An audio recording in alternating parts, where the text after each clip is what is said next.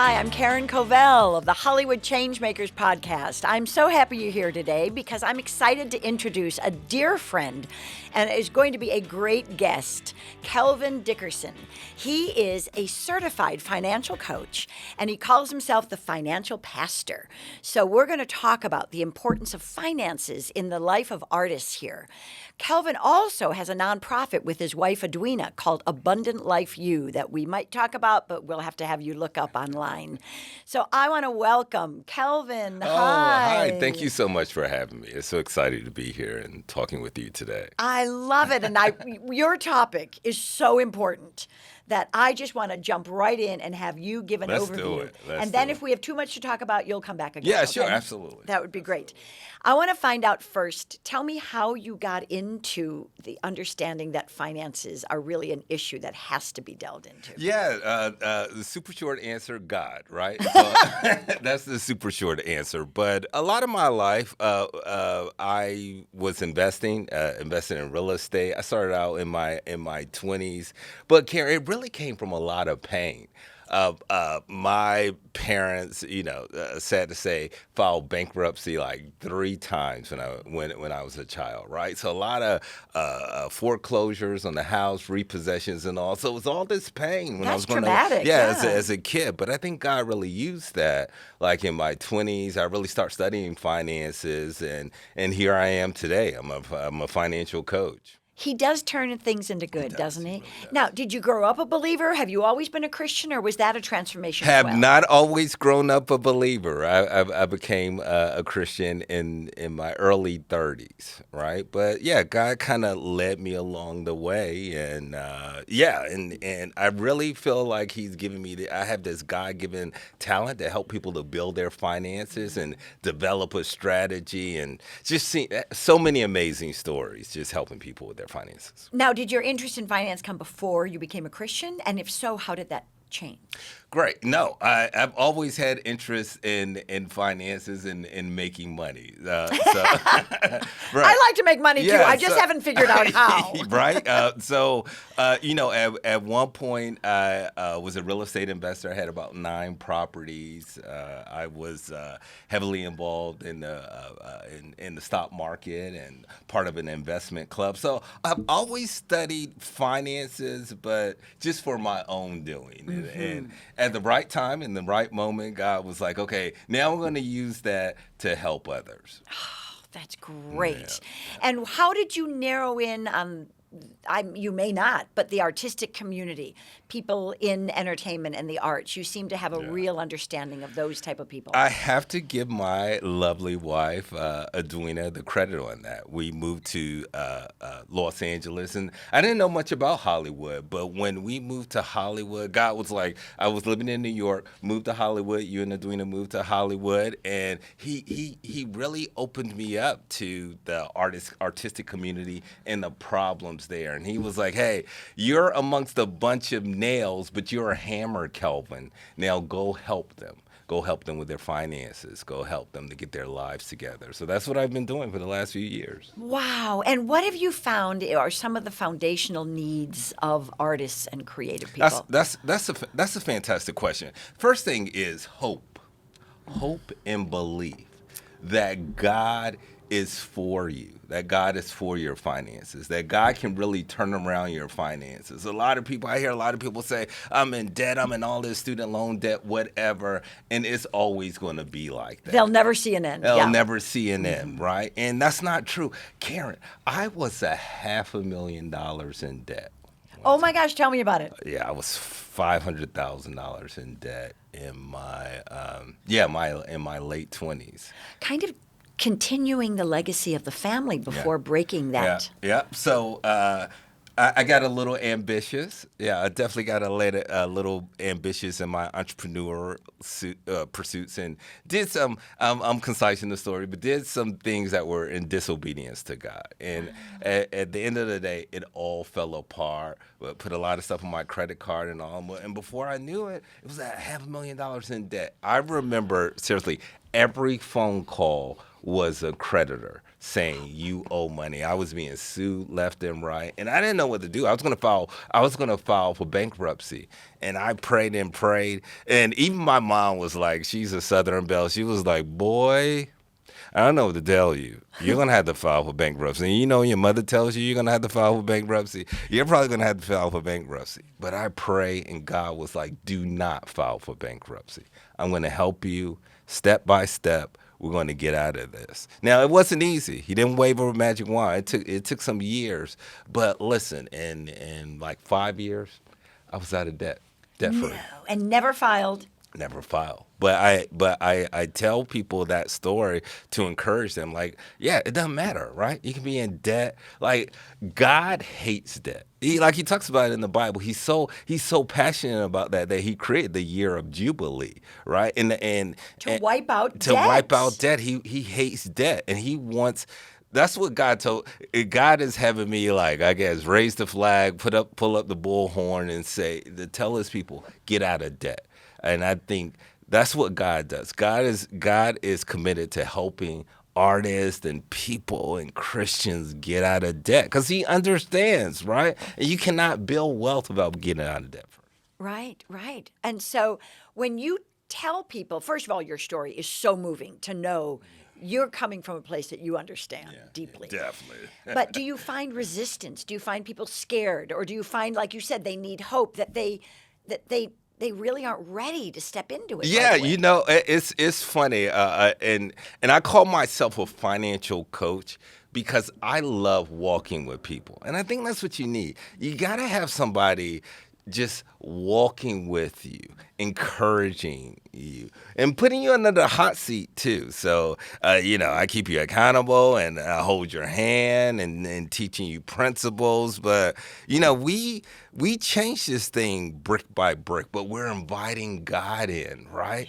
And that's what God does. Like, don't despise small beginnings, and he moves and a little bit here, a little bit, a little bit there. But I spend a good amount of time trying to convince people that it's possible, that it can happen, that you can do this. A young lady I'm coaching right now, it's like I spent a couple of months like convincing her. She's 20 years old and she was so ready to live the rest of her life in debt. And I'm like, you don't need to do that. Finally, she accepted it, and now she's blowing through her debt. And in the next year or two, she's going to be debt free and on her way to buying a house, and it's possible. It is. And yet, like you're saying, it starts psychologically. It's definitely psychological. Yeah, because that's the bondage, isn't it? It's not just, the choices are out of something deeper than just needing money. Yes, right. Wow. So when you approach somebody, do you give a time frame of how much time you want to spend with them, or does that depend on each person? Well, when I'm working with someone, I really feel like God is with me. Right, so it's different for every person. So I listen.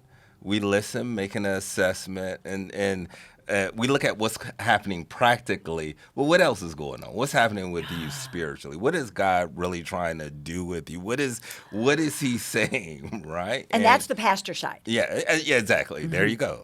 And then I create a plan or a blueprint and say, okay, this is what. Let's work together. Let's tackle this over the next 6 months. And we meeting with them on a regular basis, giving them homework and amazing testimonies, right? Sometimes I think it's a smoothie, right? It's kind of preaching, teaching, studying, all that stuff together, but I just seen God get people out of debt, people starting businesses, people buying homes, people building wealth, and it's happening. Wow. Now, what do you do if someone psychologically just can't believe that this is possible? How there are people you said, I don't think I can work with you? Oh, that's a tough question. Well, I try to incorporate a lot of reading. Like, there's a great book called The Psychology of Money. I intentionally make people read, and I make them go look at other testimonies. Like if you go on Instagram, if you go on YouTube, there are a ton of testimonies that people who are in all types of debt and they got out of debt. So if they can do it, you can do it too, right? And the great thing is we got God on our side. Well, that's it. And with him, all things are possible. All things are possible. But what God does, he's not a genie, but he adds super to our natural. But once we get focused, once we get focused and start working on it, and God is like, let's go. I'm going to show up. Oh, and do you find that people's confidence even changes? Absolutely. Yeah, definitely. Absolutely. Because listen, Karen, at the end of the day, God has a plan and purpose for everyone. But especially debt. Debt is like shackles. They're holding you back, right? God wants to do all this stuff, but you're in debt and I can't do what I want to do in your life. So, yeah, we got to get rid of the shackles, get rid of the debt, right? So it's like you're an eagle so you can fly. And soar. We were meant to soar. What part does fear play in all this? Fear plays in, tremendous part. I mean, listen, I think we're bombarded. We live in a society where we have normalized debt. Right, that's a huge one. Even in our nation, we there is no debt ceiling for the next until January, I think 2025. We've normalized debt to say this is okay. Yeah, right? No, it's true. In fact, Jim and I had a conversation recently, and he said, I realize the age of the Earth is 14.5 billion years, and the national debt is 31 trillion or something. It's like 20 times as big as the age of our universe. It's just a crazy perspective. Right. Yeah, so a couple of things that I think are happening, right, that aren't good. We've normalized debt, right? And we were never taught financial literacy. For most schools, we weren't taught it in school. Finances weren't talked about in families. So people are like kind of skittish and freaked out about finances. But look, I want everybody to like hug themselves and love on themselves because I think for the most part, we've done the best we've just done the best we know how to do with all these complicated financial things happening around us. Right? And the social mores that are happening. We are believing certain things that we think are normal or true, and they may not be. Right. So that's why I'm excited. There's definitely a lot of work to do, but that's what drives me, right? But with the right thinking, with biblical principles, with prayer and all that spiritual stuff, the kind of mix, the kind of concoction of both spiritual and practical wisdom, amazing things happen. Now, I know you teach incredible seminars, and we're going to talk about the one you're doing in September coming up. But can you give us a tease of just a couple of things that you focus on that might help somebody realize, I'm thinking the wrong way, or, I could take this step? Well, the first misnomer I want to dispel is finances are not that complicated. It's not that deep. It is not that deep. With the artist mind, that's hard to believe sometimes. It's not that deep. It's not.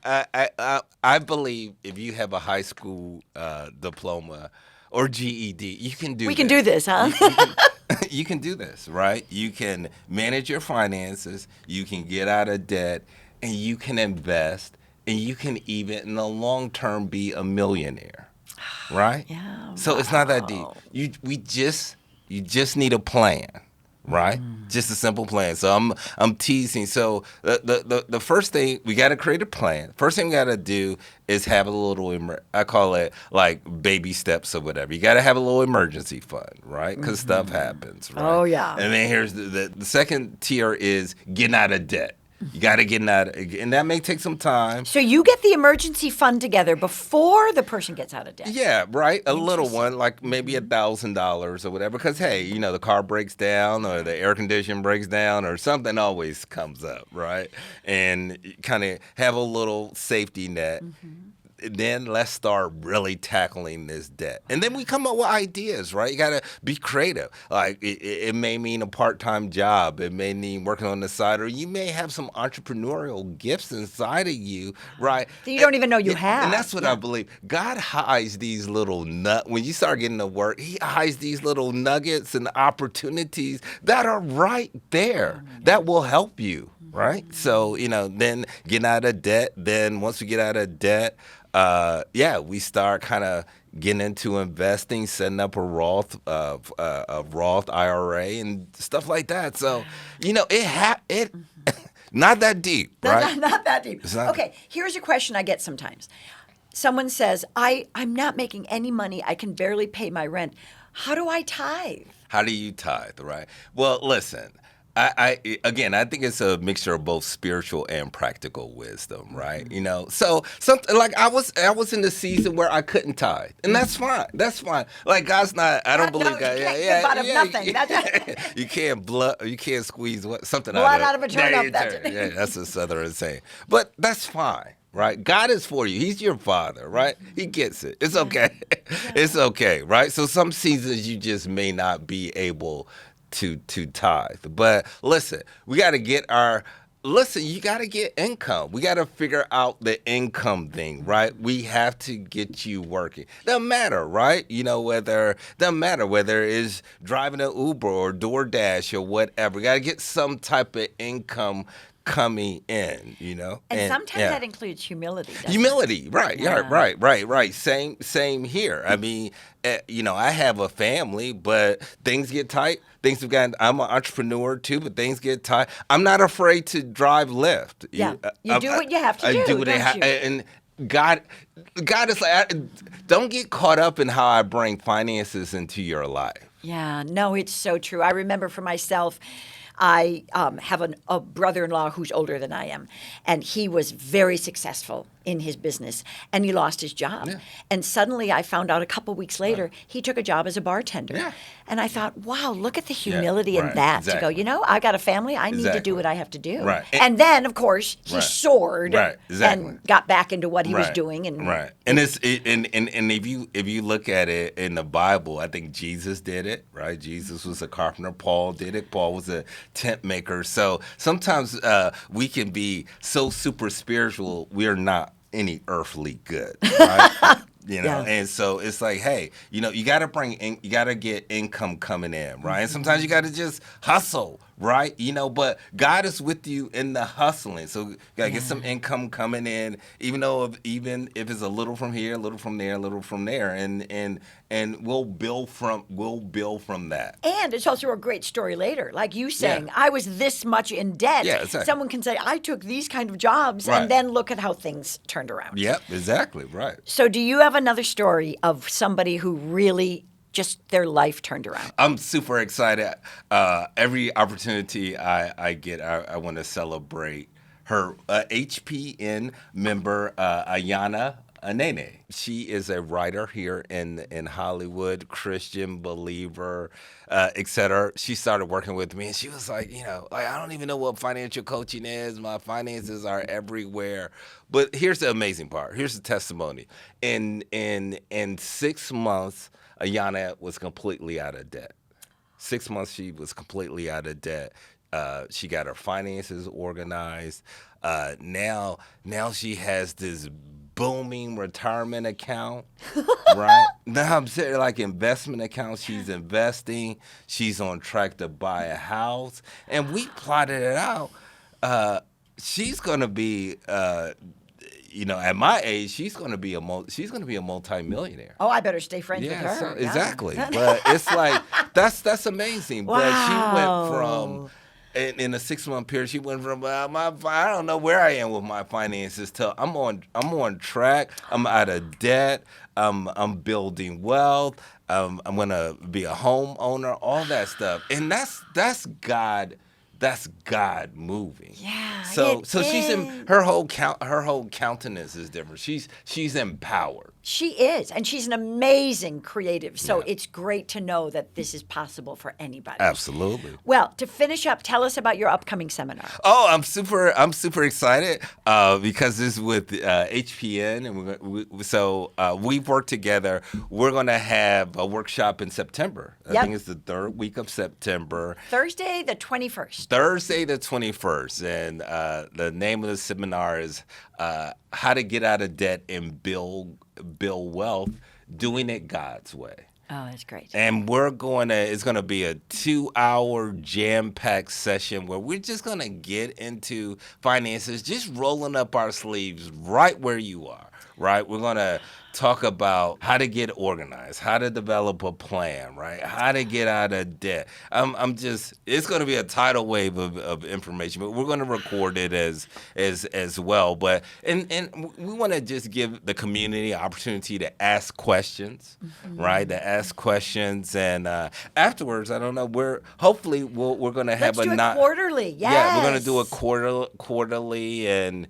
Updates, new information. New keep people information, on and I know track. we're talking about having a kind of a 9-week kind of love it. community, community workshop following, right? So, cause hey, we're committed. I mean, we know that finances is a big issue, and we want to see transformation in finances, and that's what I believe. Just quickly, hey, all this news, debt ceilings and banks collapsing and all, it's in these times.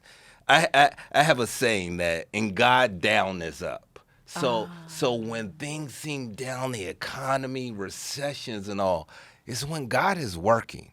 And God is working. God really wants to get his people out of debt, and I believe build wealth and prosper and get us empowered so that we can transform the world. Oh my gosh. Okay, if you're listening to this, don't you miss this. I am so grateful to you, Kelvin. I can't wait to do more.